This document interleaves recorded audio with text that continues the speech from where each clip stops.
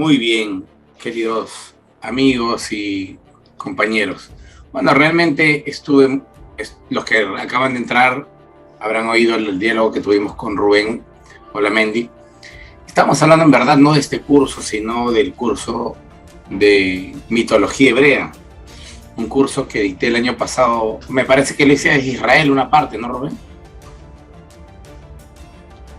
Desde Israel y desde Egipto también. Desde Egipto también ya. Entonces eso fue en el 2020, a principios del 2020, antes de que nos cierren la frontera, que fue la última vez que estuve allá. Y bueno, realmente son palabras que reconfortan mucho las que dice Rubén, no porque me levanten el ego o algo por el estilo.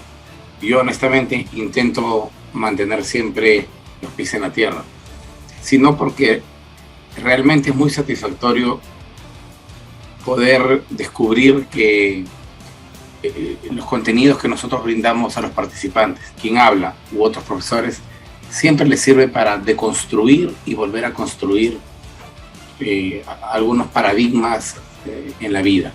Ahora, ustedes me dirán, bueno, es una clase y nada más. El problema es que con la religión no es una clase nada más, porque con la religión, yo no sé cuál ha sido el motivo por el cual todos ustedes se acercaron a la Biblia. Algunos de ustedes pueden haber estado involucrados en alcoholismo, otros en drogas, otros, qué sé yo, han sido ladrones, otros porque crecieron en una familia religiosa. En fin, pueden haber diferentes motivos como trasfondo del por qué conocen la Biblia. Pero siempre hay un común denominador, sin importar cuál fue el motivo por el que te acercaste. Y es que en no pocas organizaciones religiosas, la Biblia es interpretada de manera tendenciosa con la finalidad de que la gente que va allí buscando algo de paz en su interior, finalmente acaba haciendo las cosas que cierta denominación o cierta religión profesa. Y realmente termina pues prohibiendo que la mujer hable en la congregación, termina dando el 10% de su sueldo, termina pidiendo consentimiento al pastor a ver si está bien estar con esta novia o no. Es decir, cosas que son absolutamente ajenas a la decisión de alguien fuera de ti mismo. Lo que nosotros intentamos, y debo decir con humildad, pero con mucha alegría además, que nosotros hemos tenido mucho éxito en hacer que muchísima gente se despegue y suelte el yugo de la religión, se libere del yugo de la religión, de las interpretaciones antojadizas o caprichosas que ciertas comunidades religiosas le dan. Y esto le permite liberarse de la amenaza del infierno, ¿no? Que es con lo que le amenazan a los creyentes, con la amenaza del diablo. Permiten liberarte de la amenaza de si es que no das el 10%, vendrá el devorador y te quitará tu trabajo, vendrá el devorador y te quitará. Porque cuando empiezan a entender la Biblia de manera adecuada, empiezan a madurar y dicen, espérate, ya no me vas a manipular más. Esto no significa perder la fe. Esto significa tener un nuevo sistema de fe, o en todo caso una nueva aproximación a la fe, en donde más cultivas tu espiritualidad que la religiosidad. Y la espiritualidad no sigue normas religiosas. La espiritualidad más bien se manifiesta de otras maneras que ayudan sin duda no solamente a mejorarte a ti como persona y a tu familia, sino también al mundo que te rodea. Y pues en ese aspecto yo creo que nosotros hemos sinceramente logrado bastante.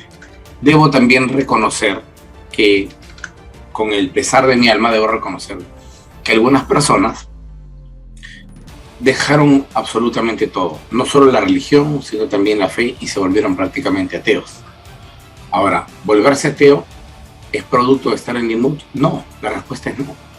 Yo jamás he enseñado eso. Yo soy una persona de fe y soy un hombre creyente. Me tomo estos minutos porque, si ustedes me permiten, vamos a alargarnos. Por ser la última clase podemos invertir un par de horas y además porque no hay nadie más después de esta clase. El profesor que venía después de esta clase hoy está indisponible y no va a dar clase, entonces tenemos un buen rato para quedarnos los que sí desean.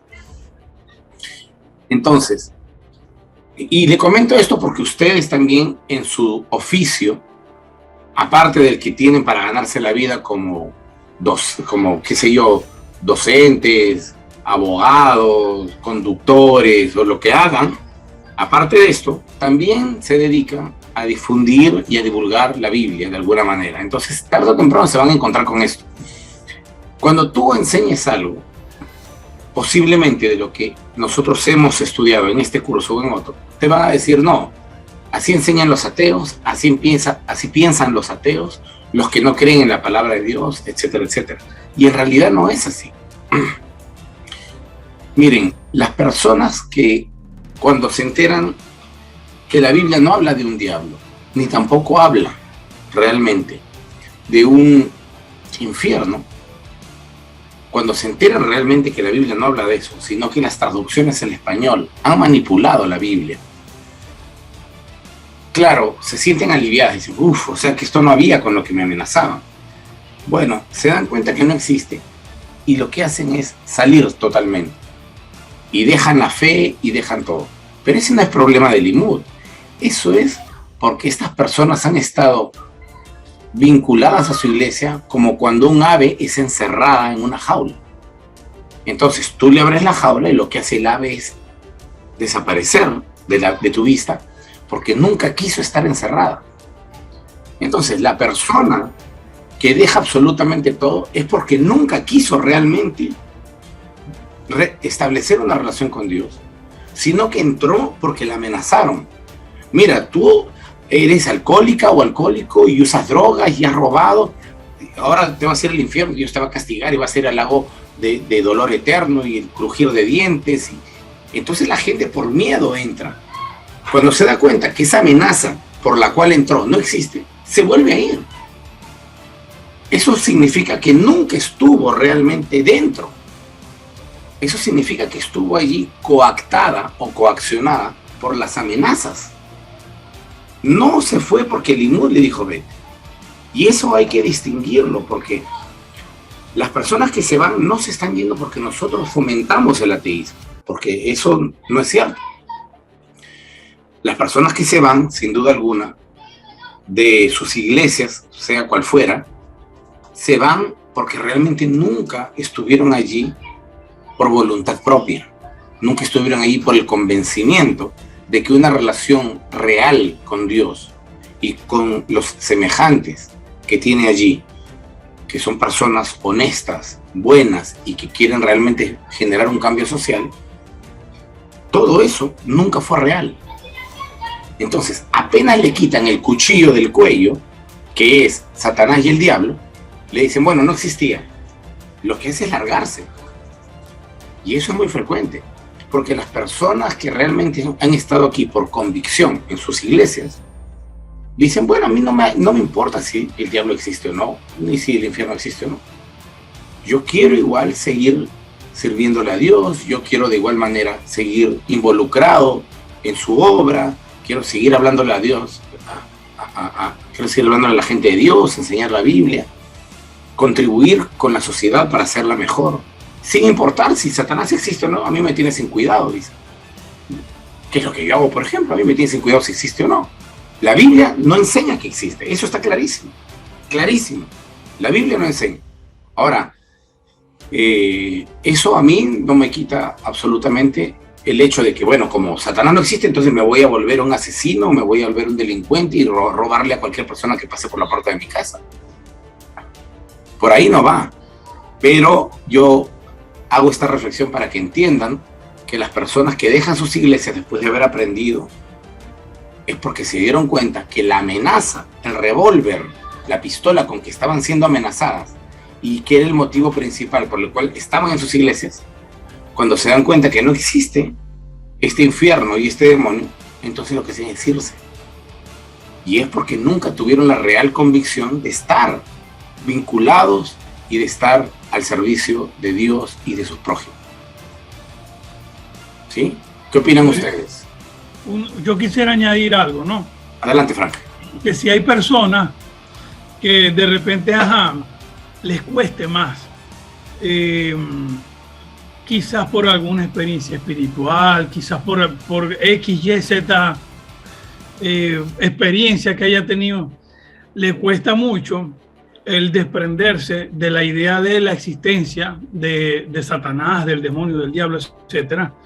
Y, o sea, puede tomar en cuenta, pues, de manera enriquecedora muchas de las cosas que se dicen, pero que a final de cuentas existen otras cosas también que no se están tomando en cuenta, que tienen peso y que tienen más que ver con la práctica que con cualquier otra cosa, y puede tener algún cierto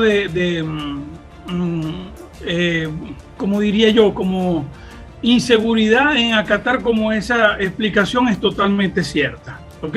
Pero sí hemos aprendido en Limud que existen, aparte de esas dos cosas, muchísimas otras cosas que se explican dentro de los sistemas, ¿verdad? Y que no son así, y que muchas veces la gente se siente engañada, cae en un proceso de disonancia cognitiva y se termina alejando también, pero en el fondo porque, yo tengo 10, 15, 20 años, a mí no me habían hablado claramente. ¿Ven? No tenía, o sea, no me han hablado con 4 dedos de frente, no me han tocado los puntos como es. Entonces yo me imagino que sí habrá personas que, a pesar que piensen de que, por ejemplo, el demonio existe, ¿ok? Sí se han dado cuenta de muchas otras cosas y disienten y dicen, bueno, ya yo miro esto de otra forma, esto ya no es mi mundo, no es donde yo pertenezco ya. Y si hay un cambio después de pasar por acá por Limud y estudiar de una manera más sistemática. Estoy totalmente de acuerdo. Ahora, yo quisiera puntualizar que lo que nosotros enseñamos, por ejemplo, entre las muchas cosas, es que con respecto al infierno, la Biblia no enseña que hay infierno. ¿Okay? Enseña o habla de un lugar llamado Gehinnom, que ustedes ya lo saben y no voy a repetir qué cosa es. Tampoco habla de un diablo o de un ser que es rival de Jehová y que tiene una agenda que le hace competencia a Jehová y que al final de los tiempos pues van a pelear o estas cosas. Ahora, eso es lo que generalmente vemos en la Biblia. ¿Esto significa que no existe? Yo no tengo idea, no sé. Si existe o no un demonio, un Satanás o demonios, bueno, no lo sé. No los he visto. Porque alguien me puede decir, pero yo los he visto. Bueno, entonces cree en ello. La Biblia es un libro con limitaciones, escrito por gente hace más de 2000 o 2500 años, y por supuesto, tiene limitaciones, pues. Y tenemos que entender eso. Ahora, si tú has tenido alguna experiencia en donde tú dices, yo he visto a Satanás, me he peleado con él, 3 asaltos en el ring, y etcétera, etcétera, bueno, ese ya es tu asunto. Si tú eres feliz creyendo en Satanás y en los demonios, o has tenido una experiencia extrasensorial con ellos, perfecto, créelo. Yo no voy a decir absolutamente nada. Pero la cuestión es que tenemos que... Yo lo único que señalo es que la Biblia como tal no lo enseña. Ahora, si existe o no, yo no lo sé. Pero la Biblia como tal eso no lo enseña. Así como la Biblia no enseña extraterrestres, por ejemplo. Así como la Biblia no enseña del COVID. Así como la Biblia no enseña de muchas cosas. Simplemente no las enseñan porque no conocían de eso. Y hay que ser sensatos para hacer ese análisis y honestos también, ¿verdad? Bueno, ¿alguien más desea opinar? Ahí está Henry. Hola Henry, buenas tardes. Buenas tardes, César, ¿cómo estás? Hola. Perdón que no prenda la cámara, estoy en el trabajo, pero yo siempre también he visto que la mayoría de personas también, ya sea en las iglesias o sea de cualquier religión, usa también a Satanás para como esconderse detrás de las cosas que hacen. No sé si me entiendes. De que si, digamos, hicieron algo, es que el diablo fue quien me hizo caer. o que el diablo me hizo esto, o que Satanás me hizo esto, y no enfrentan la realidad. Entonces ahí lo que hacen estas personas es esconderse detrás de algo, creyendo que Satanás existe y que él es el que los hace caer, ¿verdad? También lo veo desde ese punto de vista. Eso pasa muchísimo. Sí, pero ya nosotros, uno que ya tiene un poquito más de conocimiento, uno dice, no, fui yo el que estoy detrás de las cosas, pero lo que dice Henry, sí, los hombres tenemos. Lo que dice Henry es algo ciertísimo. Esto suele pasar. Acá no hay ningún tipo de alusión personal a nadie de los presentes, por si acaso. Pero esto suele pasar, lo que menciona Henry, suele pasar en las iglesias evangélicas, en todo el abanico de iglesias evangélicas. Tú no ves a un católico, jamás. El católico engaña a su mujer, o el católico se pega una borrachera, o lo que fuera, y tú no lo ves en la iglesia diciendo, bueno, ha sido el espíritu de la borrachera, o ha sido el espíritu de adulterio. No, eso sí lo ves en las iglesias protestantes. En las católicas no. Entonces, ¿qué hace no estoy diciendo que esté bien o mal, estoy describiendo simplemente cuál es la dinámica. Entonces el católico dice, bueno, engañé a mi mujer, está mal, bueno, voy a ir a confesarme donde el cura. ¿Sabe qué, curita? Hasta que he engañado a mi mujer y me he metido una borrachera. Muy bien, récese 3 Padres Nuestros. Muy bien, vale. Pero siquiera reconoce que lo ha hecho. En el mundo evangélico protestante, la cuestión es más delicada. ¿Por qué? Porque nadie, o al menos la mayoría, no asume nunca sus culpas. Tal como menciona Henry, si yo hago algo, le echo la culpa al demonio. Ese no ha sido yo, ha sido el espíritu de adulterio que me ha tentado. Ha sido el espíritu de mentira, el espíritu de chisme, hasta el espíritu de Facebook ahí ahora. Todos los espíritus. Entonces, al final, ¿has sido tú? No, yo no he sido, yo soy víctima. ¿Ah? Yo soy víctima, pero ha sido un espíritu que ha venido a tentarme. Y eso, por supuesto, no ayuda a que la gente madure, porque si tú no enfrentas los propios problemas que tú tienes, que todos tenemos, nadie es perfecto, cada uno de nosotros tiene su lado de luz y su lado de oscuridad, así somos los seres humanos. Si tú no enfrentas este lado oscuro para trabajar en él y para intentar ser un poco mejor, entonces nunca vas a ser mejor, pues, porque nunca te haces cargo de tu propia responsabilidad, que es enfrentar ese lado oscuro, porque siempre estás como un pequeño niño echándole la culpa al hombre invisible. ¿Han visto cuando los niños hacen eso? El niño rompe el florero. ¿Quién ha sido? Le dice la mamá. Ah, vino un niño y lo rompió. Y es porque el niño todavía es pequeño y no quiere aceptar sus culpas. No es responsable aún. Para decir, yo fui mamá, fue de casualidad, por favor discúlpame, voy a ver cómo lo arreglo. Entonces, lo que dice Henry es muy cierto, totalmente. Y eso no colabora, por supuesto, a la madurez de las iglesias, ¿no? Bien. ¿Alguna palabra de alguien más que desea compartir? No, solo quisiera sugerirles algo. Adelante. Pueden buscar ahí en YouTube La vida inútil de Pito Pérez, algo así como un Oscar Wilde, pero en mexicano. Y lo representa muy bien Tintán, los que son de México lo conocerán. Y hace una apología del diablo. Y yo estoy casado con eso. Si puedes dejarnos el nombre en el Messenger, Rubén, porque yo sí conozco a Tintán, claro que sí. Tintán es el hermano de Don Ramón, ¿verdad? Claro que sí. A mí me gusta mucho las películas mexicanas. Sí, es una sátira respecto a cómo le echan la culpa al diablo. Uh-huh. Y Pito Pérez lo que hace es defenderlo, ¿no? Está al calor de los tequilas, de los alcoholes, hace una apología del diablo. Pero es muy cierto, porque como dice Henry, se ocupa para no asumir la responsabilidad personal. Como usted comentaba, se ocupa esa imagen del demonio para intimidar a las personas y ya teniendo miedo, como decía el filósofo José Luis San Pedro, maniatarlas a sus antojos económicos, políticos o religiosos, ¿no?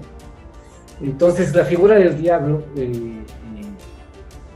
de la cual han interpretado o sacado mal de la Biblia, y cuando llegas aquí y lo descubres, pues obvio que mucha gente termina decepcionada porque dice, me han intimidado con el fin de aprovecharse de mi pues de muchas cosas, ¿no? Que para lo que utilizan esta imagen. Y además te quitan la responsabilidad personal, ¿no? Que es muy cómodo, porque eso también halaga, ¿no? Pero llegar aquí, estudiar de una manera con exégesis, como usted nos ha llevado de la mano,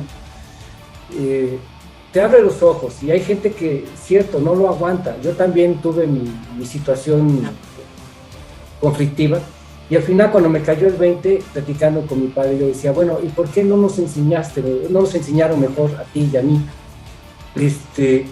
el hacer el bien por el bien ser, y no por el castigo o por el premio, ¿no? En otro caso, el cielo? ¿Por qué no nos enseñaron a hacer el bien por el bien ser, ¿no? Como los japoneses, por decir algo, ¿no? Su filosofía. Y no manipular y maniatar la Biblia a su regalado antojo, y llegar y descubrir en un ámbito académico que todas esas son cosas inventadas, creadas por la religión, y que al final de cuentas, cuando lo descubres, pasa lo que con muchos: o te vuelves ateo, o bien que a quienes nos cae el 20, pues maduras y dices, bueno, esto ya no te lo compro, ¿no? Totalmente de acuerdo. Gracias, Rubén. Gracias a los demás que participaron. Bien, entonces vamos a continuar recordando lo que hemos hecho en los meses anteriores. 5 meses. Adorado este curso. Yo realmente les presento a todos ustedes mi gratitud. Para mí ha sido un tiempo maravilloso el poder compartir con ustedes todo este tiempo y toda esta cantidad de clases. Realmente he aprendido muchísimo también. Bien, yo entonces voy a mostrarles algo. Ahí está. Y aquí lo que tenemos es... ¿Qué es lo que tenemos? A ver. ¿Un sello? Un sello. Sí, pero ese es el sello del dios Amón. Del rey Ezequiel. Pero el dibujo. Lo primero. ¿Eso que acaban de ver es el sello? ¿O es la impresión del sello? ¿Qué es? ¿Quieren ver de nuevo? La impresión. Claro, es la impresión del sello. Es la impresión del sello. ¿Cómo? En Israel se han encontrado muchos sellos y también se han encontrado solo impresiones sin el sello original. Entonces yo quiero hacer la puntualización, quizá no lo hice en su momento, no recuerdo honestamente, porque esta clase la llevamos hace como 3 meses, pero la voy a poner por el chat. El sello propiamente dicho, el cual se engastaba, es decir, se colocaba en el anillo del rey o de una persona importante, el sello se llama Jotem, y lo voy a escribir aquí.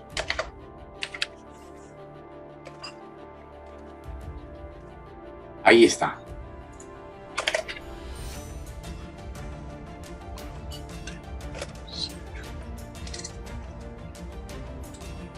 Y luego tenemos la bulá, que es la impresión propiamente dicha. Ahí les acabo de enviar los 2 nombres. Entonces, para poder nosotros hablar con propiedad, hay que saber distinguir qué artefacto es un sello y qué artefacto es la impresión del sello. El sello propiamente, que iba en una piedra generalmente preciosa o semipreciosa, aquí se llama Jotem. Y este sello era capaz de generar una impresión sobre alguna superficie blanda que luego se iba a endurecer y que iba a dejar muy en claro que el rey o un ministro o alguien había sellado ese documento. Y la impresión se llama bulá. ¿Okay? Esa es la diferencia entre ambas. Si hay alguna pregunta, tengan la amabilidad de abrir su micrófono sin previo aviso y formula la pregunta. Si yo sé la respuesta, con mucho gusto la responderé. Y si no la sé, también les diré. Ahora, este sello en particular, en efecto, tiene o presenta iconografía, ¿verdad? Presenta iconografía, pero también presenta inscripciones. A ver, Ariel, ¿tú podrías contarnos algo acerca de la iconografía de este sello, por favor? No recuerdo mucho, profesor. Vale. No lo voy a enseñar. No hay problema. Estaba repasando los apuntes que tengo acá. More, No hay problema. me falla la mente. A ver, Sí. Frank, adelante. Si no me falla la mente, esa es la imagen del dios Atón. Y al lado tiene la cruz egipcia que significa la vagina.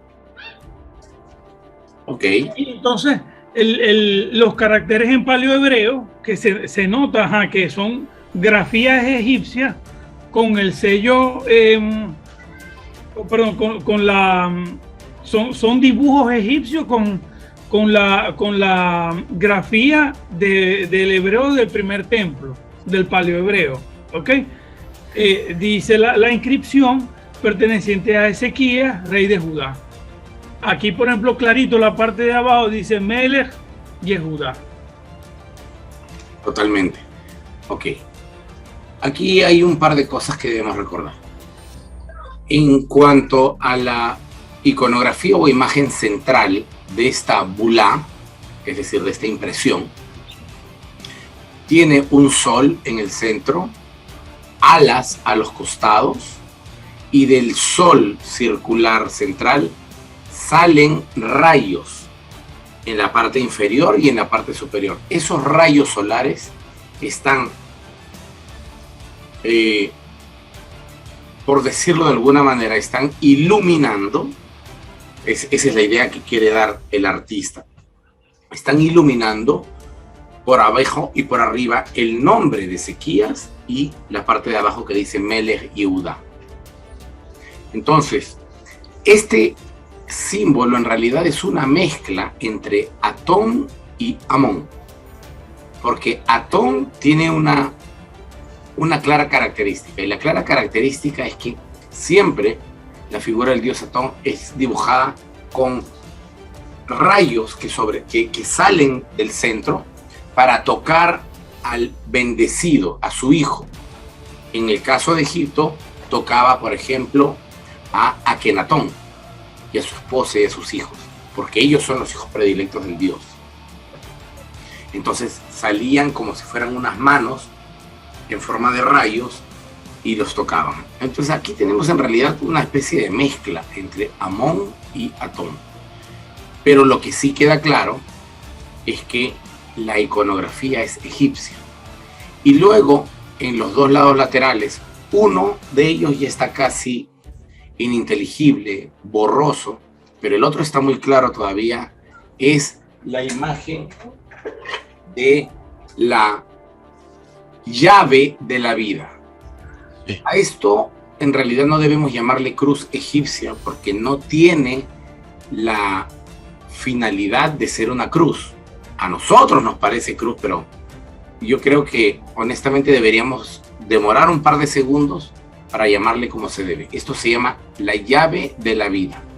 En hebreo, Mafteach HaChaim, llave de la vida.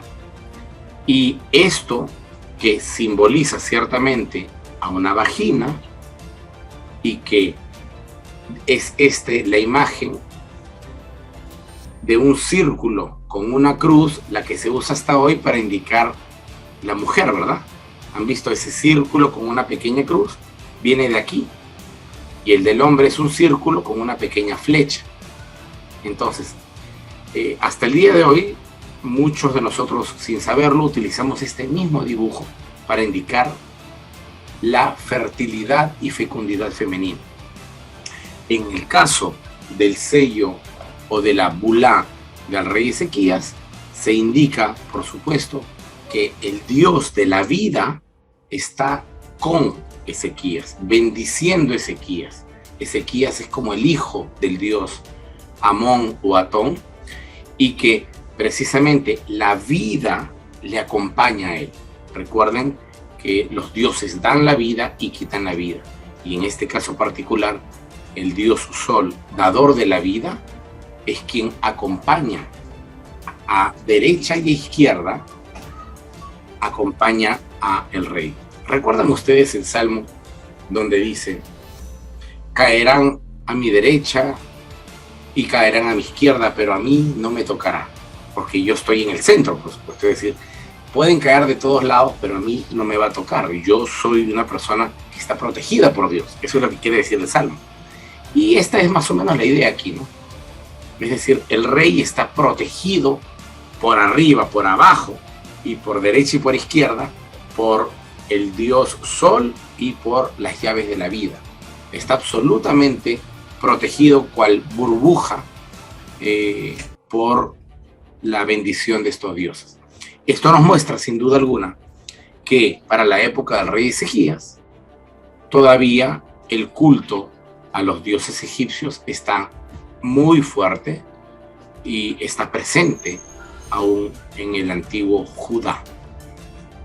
Motivo por el cual el rey Ezequías enfrenta a los asirios confiando en que Egipto va a sacar cara, va a defenderlos de los asirios. Entonces Ezequías se niega a pagarle impuesto a los asirios, y cuando los asirios le dicen: tú has perdido la razón, Ezequías, le dicen los asirios, tú me estás desafiando a mí, al gran rey de Asiria. Esto está en el libro de Isaías, en el libro de los reyes. Tú me estás desafiando a mí, y encima tú me desafías confiando en que Egipto te va a defender de mí. Y Egipto, no sabes tú, es una caña hueca, un carrizo hueco que en cualquier momento se va a partir, y tú lo estás usando, lo usas como un bastón para apoyarte en él. Y no sabes que cuando se parta va a entrar en tu mano, es decir, ya partido, va a entrar en tu mano, y lo que va a provocar es daño hacia ti. Entonces, la confianza que la Biblia nos muestra de Ezequías, la confianza en Egipto, la podemos ver nosotros reflejada en este artefacto en donde él confía en los dioses de Egipto. Nosotros solemos leer una pequeña parte de la Biblia donde dicen que Ezequías se arrepintió y fue justo y todo lo demás. Ezequías volvió nuevamente a los dioses después de ese pequeño y breve momento de monoteísmo que tuvo. Luego regresó. Judá no fue monoteísta, ni Josías tampoco fue monoteísta, por si acaso. Bien, ¿alguna pregunta o comentario al respecto de esto? Sí, adelante. ¿Alguna pregunta o comentario? Ya que Ezequías en algún momento fue monoteísta. En realidad, no, en realidad, por un instante, por un breve lapso de tiempo, al igual que Josías, renunciaron a adorar a otros dioses. Entonces, no fueron monoteístas, porque el monoteísta, por definición, no cree que existan otros dioses, sino cree en la existencia de uno solo. Lo que hace Ezequías y lo que hace Josías es dejar de adorar a otros dioses, pero sin negar que estos existan. Y lo que hacen es echar de Jerusalén, sacar fuera de Jerusalén a los demás dioses y a sus sacerdotes de aquellos dioses. Jorge, disculpe, eso se llama enoteísmo, ¿verdad? Exactamente. Okay. Entonces lo que ellos hacen es limpiar Jerusalén de otros dioses, pero no niegan que esos dioses existan. Lo que más bien ellos desean hacer es decir: aquí en Jerusalén solamente adoramos a Jehová. Afuera de Jerusalén, fuera de los linderos de Jerusalén, adoren a quien ustedes quieran, pero en Jerusalén solo adoramos a Jehová. Eso fue lo que, al menos por un breve lapso de tiempo argumentó Ezequías y luego Josías. Pero eso no es monoteísmo, eso más bien es, como dice Frank, enoteísmo con H, o también llamado monolatría, que en síntesis es lo mismo. Rubén Olamendi, adelante. Profesor, precisamente el estudiar este tipo de hallazgos, poderlos leer, transcribir, traducir y luego poderlos comprender en todo esto es algo que a mí en lo personal me llenó de mucha emoción, porque esto no te lo platican en la iglesia. Y es más, cuando lo descubres, y aún teniendo las evidencias, y aún sabiéndolo traducir, primero transliterar al idioma hebreo actual, y luego traducir, la gente lo niega totalmente. No puede ser, o sea, el pueblo de Dios siempre fue monoteísta. Exacto. Y es un choque tremendo, ¿no? Entonces cuando dices estas cosas, o cuando a mí se acercan y me preguntan algo así, y les digo, es que esta es la evidencia, o sea, me han tomado a mal, como que yo estoy leyendo la Biblia equivocada, estoy en el lugar erróneo, y la verdad me da mucha tristeza, porque si supieran la riqueza que esto representa, y cómo reorientar este conocimiento para, pues, no sé, enriquecernos a nosotros culturalmente, también intelectualmente, y decir, bueno, es que esto fue un proceso, no fue una cosa que siempre existió, que siempre se dio, el monoteísmo. Entonces, el haber estudiado primero este sello del rey Ezequías, a mí sí me impactó, la verdad. Y después complementarlo con el relato de Isaías de por qué, según el autor, hace el milagro respecto al sol. O sea, con eso fue rotundo para mí. Genial. Bueno, no, debemos recordar que, sin mencionar nombres, más de un filósofo, en diferentes formas de formularlo, ha dicho algo que es ciertísimo. Y es que la religión vuelve estúpida a la gente. Le han dicho que es el opio del pueblo, es decir, la droga. Le han dicho de diferentes maneras varios filósofos, varios pensadores, intelectuales. Y nosotros pensamos, los que de alguna manera estamos vinculados a la Biblia o a la religión o a una iglesia o lo que fuera, pensamos que esos son filósofos ateos, que no conocen a Dios, le falta Jesucristo en su corazón. Y pensamos que se la traen contra los creyentes, se la traen contra la Biblia. No, ellos no se traen nada, sino que no están influenciados, no están en este trance con el que el creyente promedio está. Es cierto, la religión estupidiza, la religión mantiene a la gente como si estuviera drogada, atontada, no piensa, no es capaz de reflexionar críticamente. Dice, esto me enseñó mi pastor y punto. Pero mira, estás viendo aquí la evidencia. No. Yo no quiero saber nada de tu evidencia. Para mí, tú eres un ateo porque tú estás en contra de que el pueblo de Dios haya sido monoteísta. Así que simplemente no te oigo. Así de tajantes son. Es decir, no hay ningún tipo de conversación que pueda ser sostenido con creyentes que simplemente han sido carcomidos en su forma de pensar, o en su cerebro han sido carcomidos por el fanatismo. El fanático no piensa, el fanático repite, el fanático no está dispuesto a dialogar. Esa es una de las características del fanático. El fanático cree que él posee la verdad, y cualquier otro tipo de formulación sobre lo que él cree que sea diferente a lo que él dice es un hereje, está fuera de la fe, equivocó el camino, es un lobo vestido de abeja o lo que quieras. Pero esas son las cosas que vamos a encontrar en el camino. Entonces, lo que nosotros procuramos en la medida de nuestras posibilidades, todos los profesores que hacemos Limud, es hacer que la gente despierte de ese letargo, despierte de ese trance, que entiendan que uno no es más justo o más piadoso o mejor cristiano o mejor católico, o mejor evangélico, o mejor judío, por el hecho de repetir como un loro cuando habla lo que su pastor, rabino o sacerdote le dijo. Eso no te hace mejor persona.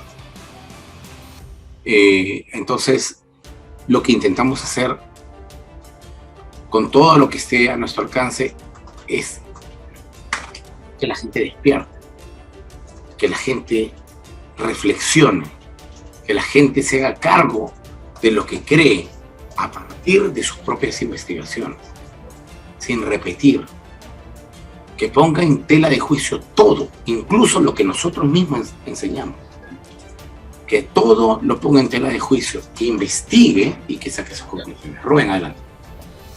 Sí, profesor, con base a esto que nos ha enseñado y que pudimos hacer, yo quisiera hacer una pregunta, si se puede responder aquí. Es un poco, digamos, filosófica. Con base a este dato del sello de Ezequías y los elementos que encontramos ahí, sabiendo que el pueblo de Judá, de Israel, pues, no fue monoteísta siempre, mi pregunta va en esto. ¿Por qué hacemos la conclusión de que ir hacia el monoteísmo es una evolución? O sea, ¿por qué le ponen ese juicio de valor entre politeísmo y monoteísmo? No me explico eso. Yo me he preguntado lo mismo que tú varias veces, Rubén. ¿Por qué pensar o asumir que el monoteísmo es el cenit del pensamiento religioso, es lo último y lo más avanzado y lo más evolucionado en cuanto al pensamiento religioso? ¿Por qué despreciamos el politeísmo y por qué decimos el monoteísmo es lo mejor? Porque la mayoría de personas piensa eso. Y es que en realidad no hay ningún motivo que avale eso. Claro, los autores de la Biblia, después de su experiencia personal y particular, dicen, lo que nos llevó, esa es la conclusión que ellos sacan, lo que nos llevó a ser destruidos, a que destruyan nuestro templo, a que seamos desterrados, etc., fue nuestro politeísmo. Adorar a Shera, adorar a Baal, adorar a Jehová, adorar a las estrellas, adorar a los astros. Eso nos llevó al triste final. Ahora vamos a cambiar ese sistema de creencias. ¿Para qué? Porque nos habíamos equivocado. Entonces de esa manera vamos a estar en lo correcto. Ahora, todos nosotros leemos la conclusión de aquellos y decimos, bueno, si ellos llegaron a esa conclusión, esa debe ser la mejor. Y entonces tomamos eso como ciertísimo. Eso, ahora ya volviendo a nuestra actualidad, ¿en realidad eso es mejor o no? Yo particularmente pienso que hacer de un culto o de un pensamiento religioso, de un pensamiento teísta, una mirada monoteísta, en realidad desnaturaliza nuestra visión de Dios. ¿Por qué? Porque nosotros creemos en un Dios, o al menos la Biblia te dice, que ellos han encontrado que el máximo desarrollo evolutivo en el pensamiento religioso es creer en un Dios hombre, macho, soltero, sin pareja, y este Dios solterón o soltero y macho es el todo. Entonces, cuando el cristianismo en su evolución defiende esta idea y luego ellos llegan a Latinoamérica o América en general, norte, centro y sur, ellos ven que nuestros indígenas están dándole gracias a la madre tierra por haber entregado sus frutos y de esa manera no haber muerto. ¿Por qué los indígenas hablan de la madre tierra? Porque la mujer es la única capaz de dar fruto, no el hombre. Entonces, si la tierra da fruto, es como la barriguita de mi esposa, que también da fruto. Entonces, es la Pachamama, la madre tierra, la madre naturaleza, Y entonces, si ella es la mujer, tiene que haber un hombre, así como yo soy hombre y fecundo a mi esposa y tengo un hijito, entonces debe haber un Dios ahí arriba, Taita Dios, Huiracocha, o como le llamen, las diferentes y numerosas clanes y tribus de nuestra América. Entonces hay un Dios papá y una diosa mamá. Y eso es lo que creía todo el mundo. ¿Correcto o no? No diré si es correcto o no, porque yo no sé si hay un Dios y una diosa. Pero lo único que puedo hacer yo es intentar entender cómo llegan a esa conclusión. Y ellos llegan a esa conclusión por mera y simple observación. Si en la naturaleza hay un toro y una vaca, y juntos, solo juntos, son capaces de dar fruto y procrear, si hay un hombre y una mujer, y solo juntos somos capaces de procrear, si hay un caballo y una yegua, y solo juntos son capaces de procrear, entonces, ergo, mi conclusión como indígena, no es universitario, no es un filósofo, soy un simple campesino, un simple agricultor, criador de animales, que no estudió más allá. De repente no sé ni leer, pero lo único que sí sé es que en la naturaleza se necesita un macho y una hembra para procrear, para dar fruto.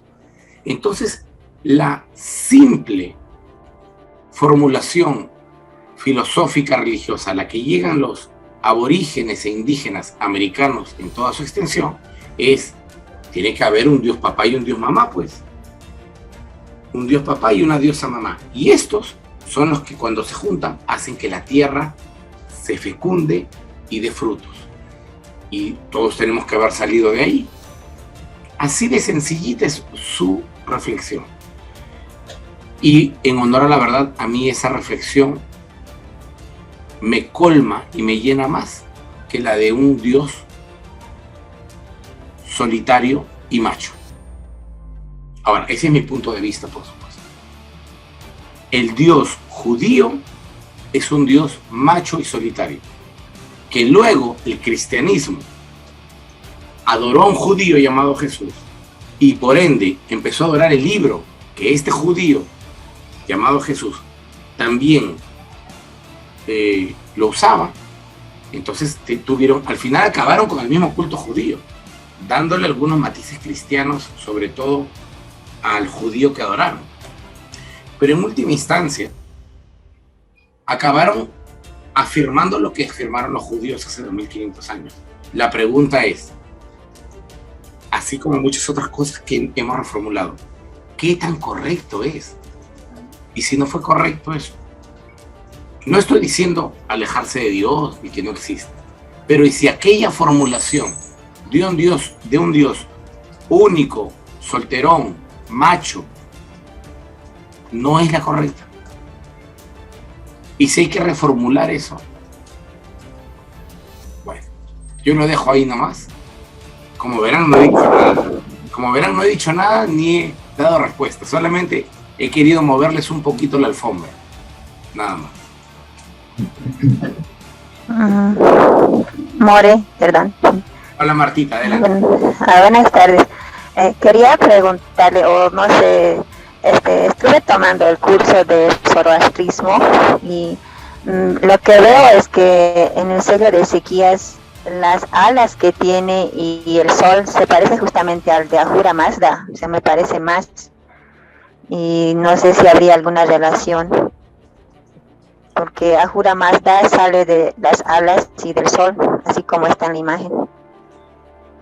Sí, en realidad en todo el mundo antiguo del Próximo Oriente, la iconografía, la representación para los dioses es más o menos parecida. Más o menos parecido. Hay un círculo o algo que se le parezca, hay alas a los costados, esa es la representación de Ahura Mazda, por ejemplo, pero también está la de los egipcios. Lo que nosotros podemos ver, Marta, querida, es que en el caso particular de Judá de aquella época, sí hay una dependencia directa de los egipcios. De hecho, muy poquito tiempo después de Ezequías vendrá Jeremías.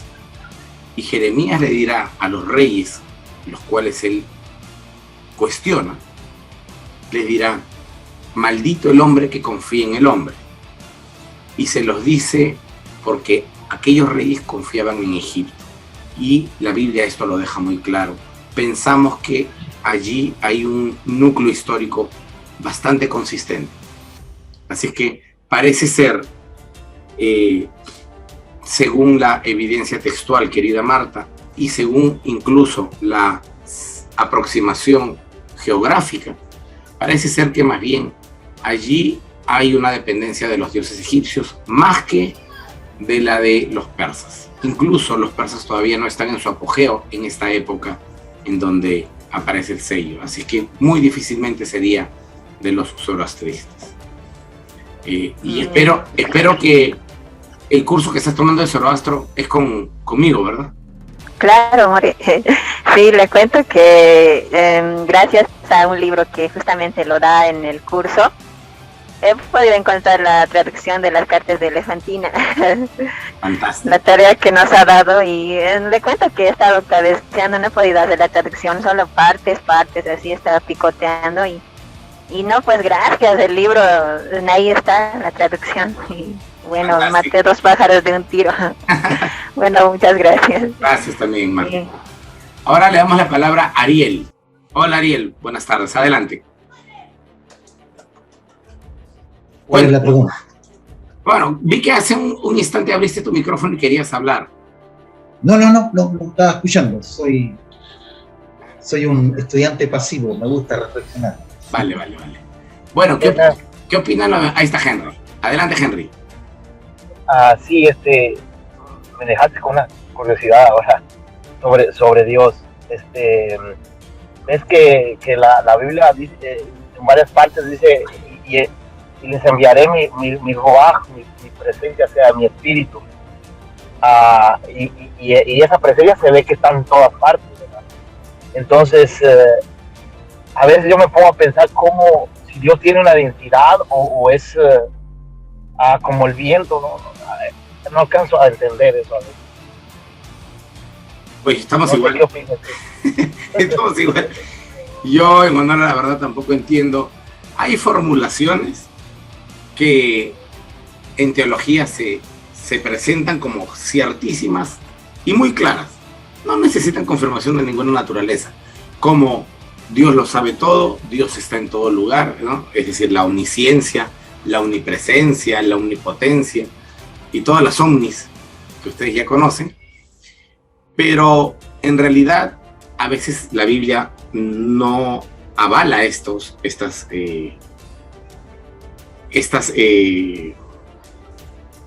formulaciones teológicas. Por ejemplo, ok, nos vemos, Francisco, cuídate mucho, ojalá nos veamos en otro curso, un abrazo. Por ejemplo, la formulación de Dios lo sabe todo, omnisciencia. En la Biblia tú ves que Dios no sabe todo. Dios pregunta, Dios dice: ¿qué pasó aquí? ¿Qué están hablando? ¿Qué están diciendo? Dios tiene que bajar del cielo para ver qué es lo que está haciendo el ser humano. Es decir, no lo sabe todo. Si supiera todo, no tendría que bajar, ¿verdad? Es como yo cuando escucho algo fuera de mi puerta, escucho ruido, tengo que salir a ver qué es lo que está pasando. ¿Por qué? Porque no sé lo que está pasando. Entonces necesito moverme de mi lugar e ir a otro lugar a ver qué está pasando. Y la Biblia dice esto en al menos 2 o 3 ocasiones, que Dios tiene que bajar del cielo y tiene que averiguar qué es lo que está sucediendo. Entonces, el hecho de decir Dios lo sabe todo, al menos en la Biblia, eso no está claro. Bueno, pero yo creo en Dios, me dirás tú, yo sí creo que Dios sabe todo. Ok, eso es lo que tú crees y está bien, perfecto. Yo no estoy discutiendo lo que tú crees. Estoy discutiendo, o en todo caso, pongo en consideración de ustedes, si realmente la Biblia avala o respalda aquello de Dios lo sabe todo. Claro, hay un par de versículos, en los Salmos sobre todo, donde dice: tú lo sabes todo, Dios. Ok, pero también hay relatos donde dice claramente que Dios no lo sabe todo. ¿Dónde está tu hermano? ¿Por qué le preguntas si él ya sabe? Hay más de un criterio. Claro, y es que esto depende del autor. Hay autores que asumen que Dios no sabe todo. Hay autores que asumen que Dios sí lo tiene que saber todo. Y entonces tenemos esta pluralidad de formas de ver en la Biblia. Y como dije en algún momento, pensar que la Biblia fue escrita con una sola mente, como si fuera un solo bloque monolítico y donde hay solo un pensamiento, es no conocer la naturaleza de la Biblia.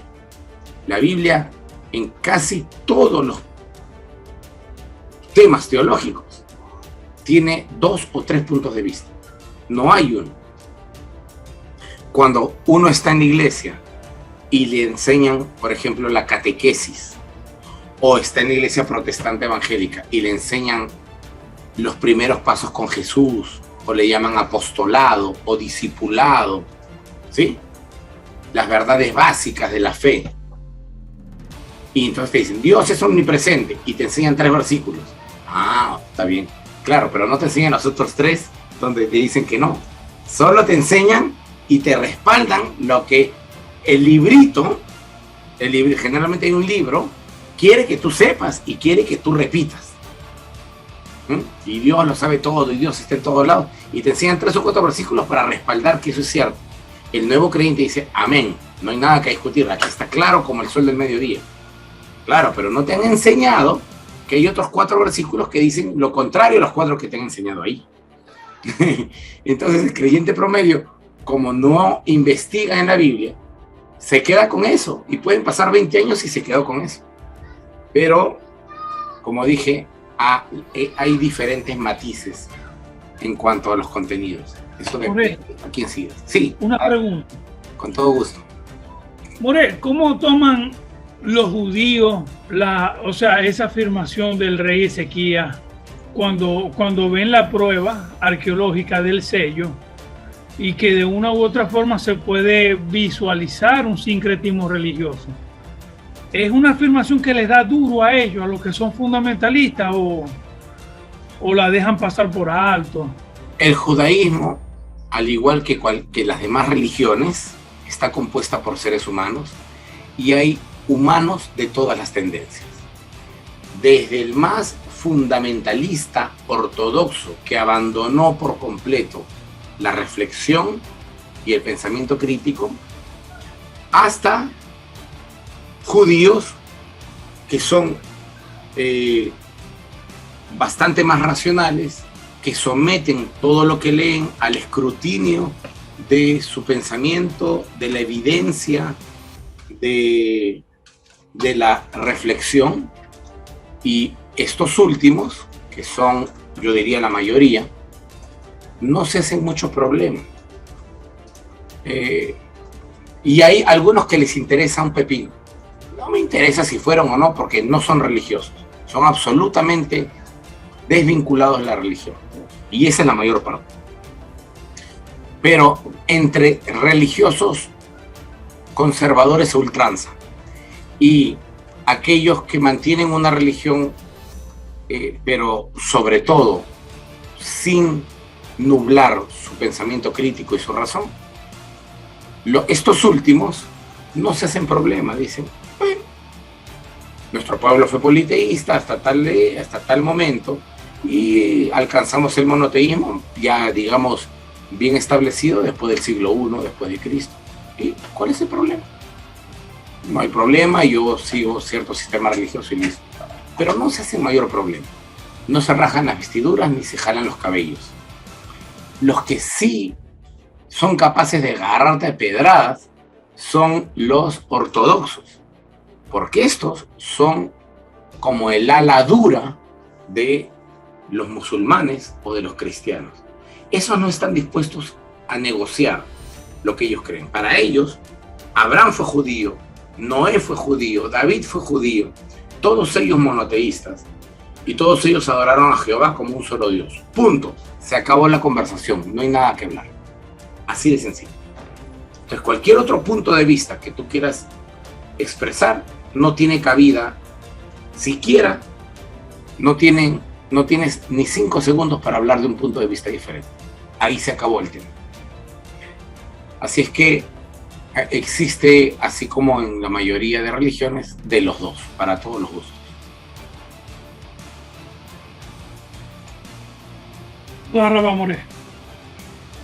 Un placer.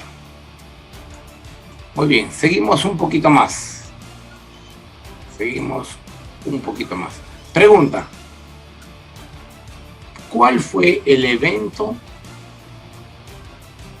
que permitió que numerosa cantidad de bulas y en algunos casos jotemim o sellos lleguen hasta nosotros? Si eran de simple arcilla, ¿por qué no se desmenuzaron, no se rompieron en 1000 pedazos? ¿Qué opinas? Por el fuego, profesor. Por el fuego. ¿Y dónde fue que conocieron el fuego estos artefactos? Cuando destruyeron el templo de Jerusalén y que fue incendiado, y eso permitió que se conservaran estos sellos de arcilla donde se hubiesen impreso. O la impresión, sobre todo, claro que sí. Ajá, y el fuego endureció y permitió que se conservaran así. Fantástico. Bueno, fantástico. Sí, muy bien. Ahora, claro, el fuego convirtió a las impresiones de los sellos, o a veces a los mismos sellos, los convirtió casi como un horno cuando recibe una pieza de cerámica, que al recibir, o un ladrillo, cuando recibe esta pieza de arcilla o de barro, lo que hace es endurecerla mucho, ¿no? Y esto es lo que pasó. A ver, ¿quién recuerda y quién me puede decir qué es un texto de execración? ¿Cuál es su naturaleza y el objetivo de este? ¿Alguien recuerda?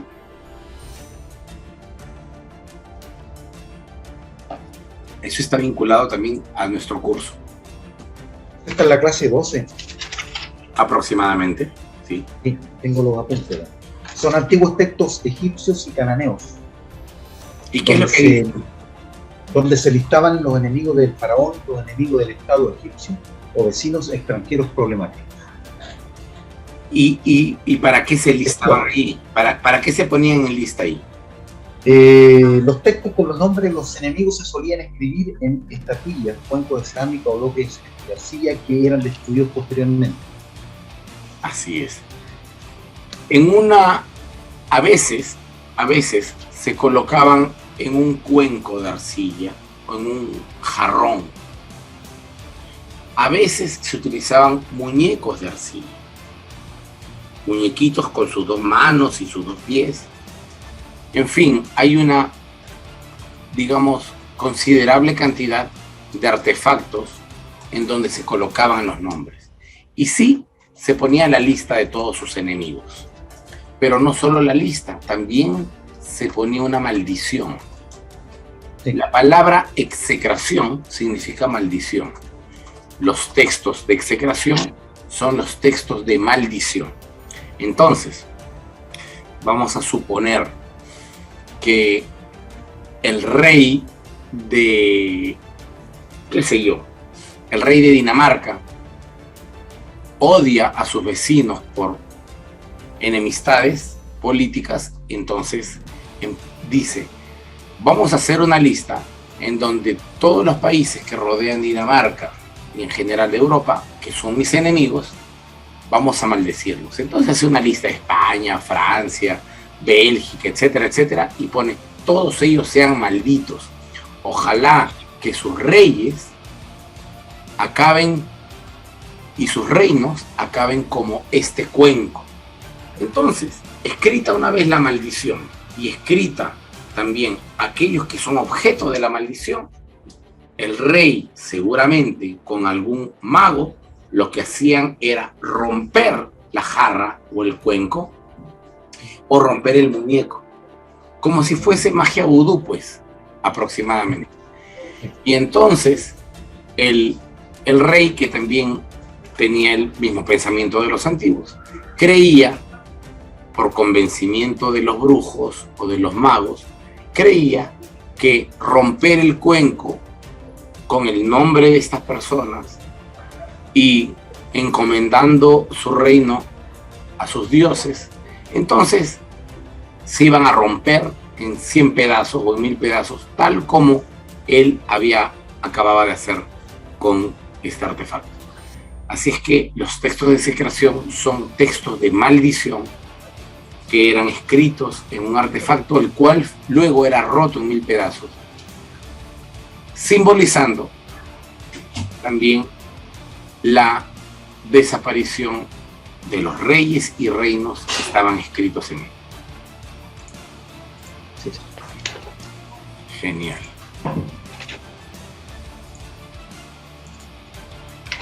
Genial. Oh, yo estaba hablando y no, y el micrófono estaba cerrado. Estaba cerrado.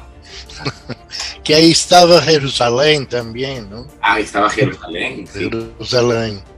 Y existe una escritura en un salmo 100 y pico, 137 creo, que habla de Babilonia, o sea, y tú Babilonia, y así la maldizuaba. Sí, de hecho, no sé si ustedes recordarán que hay un momento en el que en la Biblia se hace más o menos este tipo de ritual. Cuando el profeta Jeremías va a la casa del alfarero por orden de Jehová, Jehová le dice: Jeremías, levántate y ándate a la casa del alfarero. Jeremías va a la casa del alfarero. Jehová le dice: a ver, asómate a la ventana, ¿qué ves? Jeremías mete la cabezota y se pone a ver qué es lo que hay ahí. Y ve al alfarero en su rueda de modelar, lo ve que está haciendo una jarra y esta jarra le sale mal, un poco torcida. Entonces, lo que hace es lo que suele hacer cualquier otro artesano, pues aplasta nuevamente todo el barro y se dispone a hacerlo nuevamente. Entonces se le dice: ¿qué has visto? He visto cómo le salió mal al alfarero la jarra, que está fresca todavía, y la aplastó, le quitó la forma y la va a volver a hacer. Bueno, anda, dile a Israel que yo soy ese alfarero y diles que ellos son como esa jarra, que dado que me han salido chuecos y torcidos, yo voy a deshacer todo Israel o Judá y los volveré a hacer hasta que me salgan bien. Entonces, como los profetas también son como los actores, es decir, son muy elocuentes y quieren darle esta elocuencia a sus oráculos, Jeremías no encontró mejor opción que tomar de verdad un jarrón ya seco y decir: Judá, miren para acá. Y entonces va a la plaza central, los judaítas están allí, pues seguramente bebiendo vino, comiendo sus roscas de bajada de reyes, qué sé yo. Y entonces él lanza con fuerza aquella jarra y le dice: ¿han visto esa jarra cómo se ha roto? Sí. Bueno, escucha el mensaje de Jehová. Así como esta jarra se ha roto, así yo romperé el reino de Judá. Y para eso utilizaré a Babilonia. Porque ustedes no han creído en mí, ni han confiado en mí, sino que han confiado más bien en los dioses y en el rey de Egipto. Entonces, todo este ritual, para el que no conoce, es simplemente una puesta en escena del profeta. Pero en realidad lo que está haciendo él es casi como un texto de execración. La Biblia no nos dice que él escribe algo allí, pero esto de así como esta jarra se rompe, así se romperá el reino de Judá, porque yo, Dios, lo digo, es exactamente la forma oracular como se hacía en otras latitudes para decir: tu reino se va a romper y tu rey también. En otras palabras, en la práctica que describe es un texto de execración, aunque no tengamos la evidencia de aquella jarra, dónde estará esa jarra, si es que escribió realmente algo o no. Podría haber sido, no lo sabemos. Muy bien, excelente. A ver, ¿y estamos cansados? ¿O podemos un rato más? ¿Un ratito más? No, no estamos cansados. Tú no estás cansado, de repente el resto sí. Bueno, a ver, ¿qué me cuentan acerca de los amuletos de Ketef Hinnom? ¿Qué son? ¿Qué son y para qué servían? ¿Dónde están? ¿Quién los descubrió? A ver, ¿qué me pueden decir acerca de ello? Lo descubrió Gabriel Barkay. Gabriel Barkay. Israelí, nacido en 1944, según los apuntes. Muy bien, Gabriel Barkay. ¿Qué más? Nació en Hungría. Nació en Hungría. ¿Y qué me dicen de lo que descubrió él? Descubrió amuletos portátiles de plata que contenían la bendición sacerdotal del libro de los números. ¿Y cómo está escrito eso?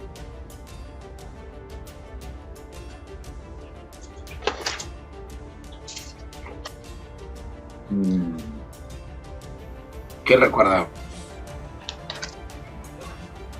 ¿Está escrito en arameo o en hebreo? En arameo. ¿Qué dicen los demás? Este curso ha sido de arameo, pero hemos tenido que revisar también documentos en arameo y en hebreo, por supuesto. ¿Qué opina el resto?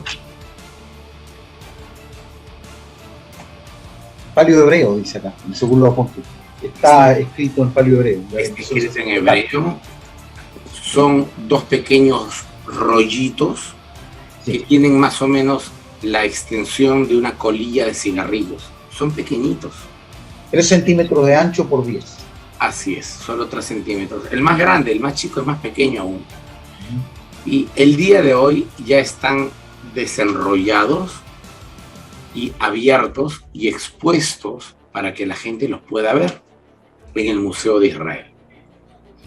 Estos pequeños rollos están escritos con caracteres hebreos paleográficos de la época del primer templo.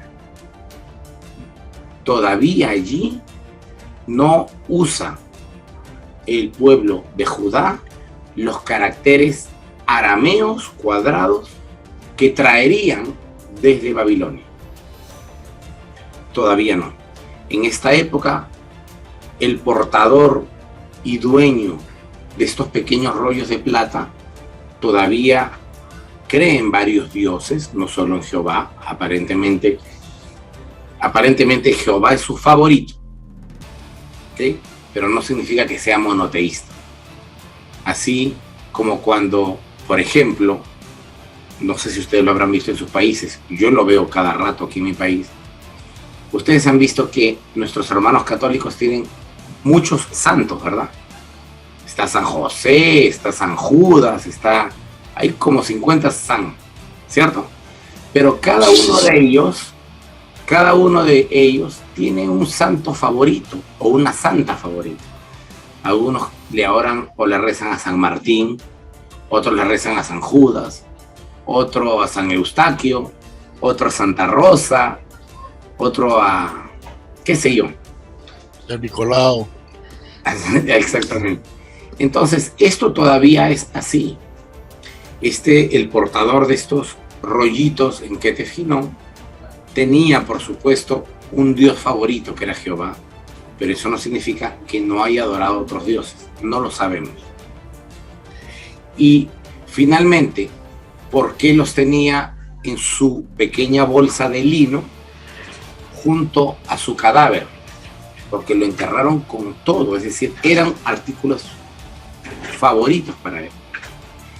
Era aparentemente porque el portador y dueño de estas reliquias era seguramente algún comerciante próspero que las ponía dentro de su bolsa y las llevaba por doquier donde él fuera con la finalidad de que los proteja.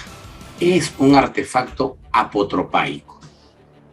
Un artefacto apotropaico es un artefacto en el cual tú colocas fe, pensando de que este artefacto te va a librar de la mala suerte. ¿Sí? Muchos cristianos actuales han convertido la Biblia en un artefacto apotropaico, ¿verdad? Creen que saliendo con su Biblia donde estén ya no les va a pasar nada. ¿Sí han visto o no? Sí. Sí. Otros que han convertido... Hay un Nuevo Testamento azul regalado por los Gedeones. Una organización. Ya. Algunos que lo ponen, sobre todo los taxistas, lo ponen en la parte delantera de su auto. Ahí está. Entonces tú te subes al taxi, ahí está. Como diciendo, ahora sí no me puedes robar porque Dios me está protegiendo. Eso lo han convertido en artefacto apotropaico. Dios, a ver, vamos a ser serios. Si Dios te está protegiendo y tú crees en Dios, Dios no necesita un Nuevo Testamento impreso por los Gedeones para protegerlo. ¿Cierto? Ni necesita una Biblia impresa por las Sociedades Bíblicas Unidas para protegerlo. Entonces, como seres humanos tenemos esta naturaleza. Es absolutamente comprensible. No estoy en contra de ello. Simplemente es una puntualización para ver lo interesante y lo curioso que es nuestra psiquis humana, ¿verdad? Necesitamos siempre tener un artefacto en el cual depositar nuestra confianza y mediante el cual afirmemos que la divinidad nos protege mediante ese artefacto. Muy interesante. Profe, ¿qué significa Ketef? Hombro. Ketef significa hombro. Pero es curioso, profe, cuando en el Éxodo, según el relato, el pueblo de Israel iba a salir, marcaron los dinteles con sangre. Es curioso eso de protección, como un símbolo de protección. Así es, así es. O sea, estoy tratando de conectar lo que está diciendo. Y claro, ahora, esto también es interesante. No, pero es interesante por la simbología, ¿no? Porque mira, o sea, si Dios es Dios y Dios va a mandar a un emisario, entonces, ¿acaso Dios necesita que marquen la puerta con sangre? O sea, Dios no va a reconocer. Entonces, Dios no es capaz de reconocer quién es parte del pueblo elegido y quién no.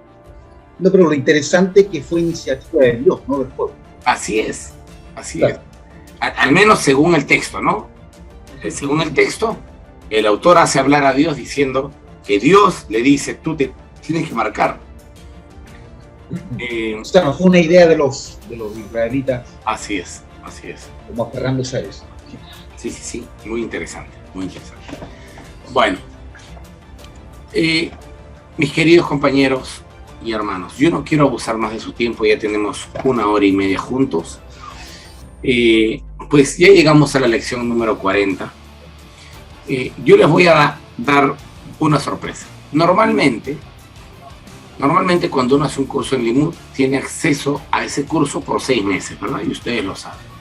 Bueno, nosotros les vamos a dar a ustedes 1 año para que tengan este curso disponible durante el lapso de 1 año y lo puedan revisar todas las veces que quieran. Recordar, repasar, etcétera, etcétera. ¿Bien? Y pues yo deseo agradecerles con todo mi corazón a los que están aquí presentes ahora y a los que verán la grabación.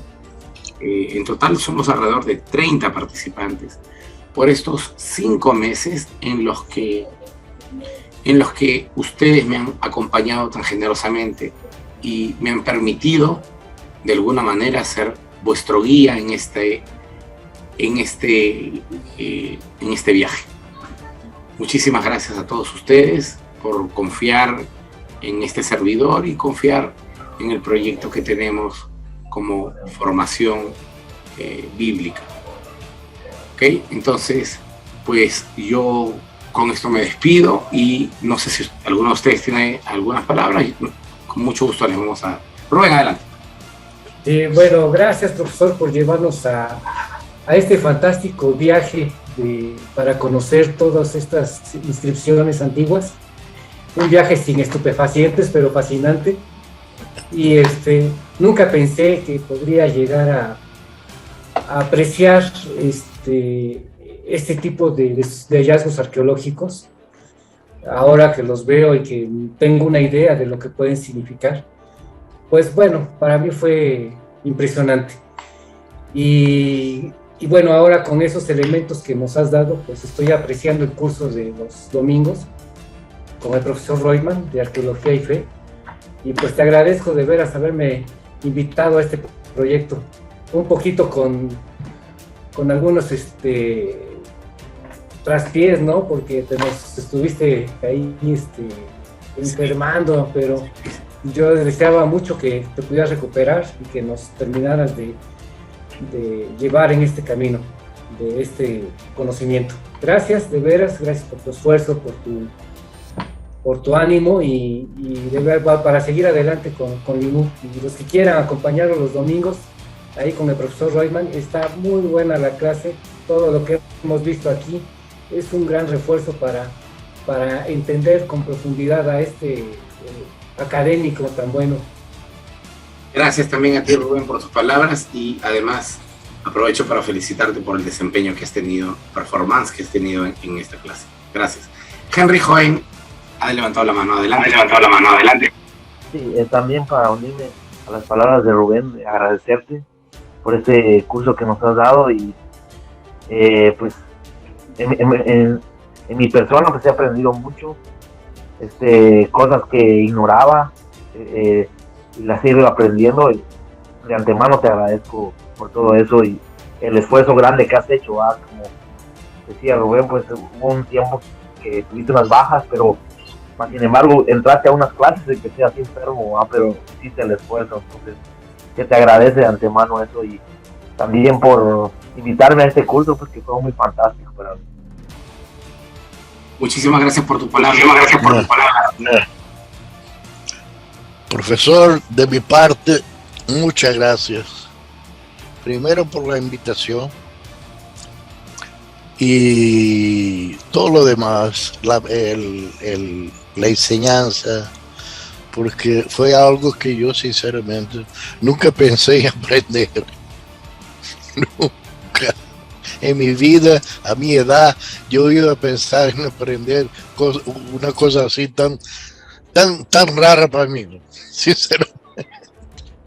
Entonces es un agradecimiento muy fuerte, muy grande y deseos de mucho éxito y si Dios quiere nos veremos a ver en otro curso en Limud. Muchas gracias también, querido Orlando. Yo solo quiero recuperarme un poco de mi estado pues, de salud, más nada. Entiendo. Recuerden que no hay edad ni mínima ni máxima para dejar de aprender. Ciertamente, cuando dejamos de estudiar, una parte de nosotros muere. Sí. Así es que, sin importar la edad, siempre hay que intentar educarnos, formarnos, hasta el último día. Hasta el último día. Eso le va a dar mucho sentido a nuestra razón. Le va a dar mucha razón de ser a nuestra existencia. A nuestra existencia. Frank, es verdad. Vargas, adelante. Bien, querido More, yo no me puedo quedar callado, de verdad. Sé que yo soy un alumno acá que es partícipe de lo que podría ser la caridad que tiene la institución con respecto a las personas que no tenemos los recursos necesarios para poder formarnos, ¿no? Y dentro de todas las personas que puede ayudar Limud, yo soy una de ellas, que siento que he recibido de alguna forma un amor, ¿no? Un amor de usted hacia mí, hacia todos los participantes, y ese amor yo quiero que sepa que nos lo ha expresado a través de la docencia, a través de su dedicación y de su esfuerzo, inclusive cuando no se podía porque estaba enfermo. quiero que tenga presente que entre todas las cosas buenas, porque para mí Limud representa una ganancia en el tiempo que yo llevo dentro de las cosas de Dios, dentro de la iglesia. ¿Por qué pienso que es una ganancia? Porque yo aprendo acá muchas cosas que eso es a años luz que los hubiese podido aprender dentro de la congregación, porque eso está a años luz. Entonces, y que son importantes también aprenderla. Entonces, yo recibo demasiado de ustedes, de verdad. Cada clase, si no en vivo, porque yo las he visto todas de verdad, las que no he podido asistir en diferido, pero llevo mi apunte, así como usted siempre nos lo ha recomendado en el cuaderno, y siento ese amor que usted transmite. Pero si hay algo de este curso que ha rasgado mi corazón, es el esfuerzo sobrehumano que ha tenido que hacer para poderlo lograr dentro de un tiempo prudencial, aun cuando se sentía mal, pues. O sea, ver ese esfuerzo, ver ese empuje, ver esa pasión por lo que se hace, también me transmite, More. Me transmite muchísimo y de verdad le doy muchas gracias por ese ejemplo, More. Muchísimas gracias. Muchas gracias también, Fran. Ok, entonces, pues me despido de ustedes temporalmente. Espero poder verlos en cualquier otro curso, en cualquier otra formación, en el Facebook o qué sé yo, algunos que de repente quieren viajar con nosotros más adelante en el mes de junio, donde sea, pero espero que siempre nos mantengamos en comunicación, ¿sí? Y bueno, entonces dejamos el curso hasta acá. Gracias a todos nuevamente. Gracias. Bueno, hasta luego. No creo que se debería. Muchas gracias por todo.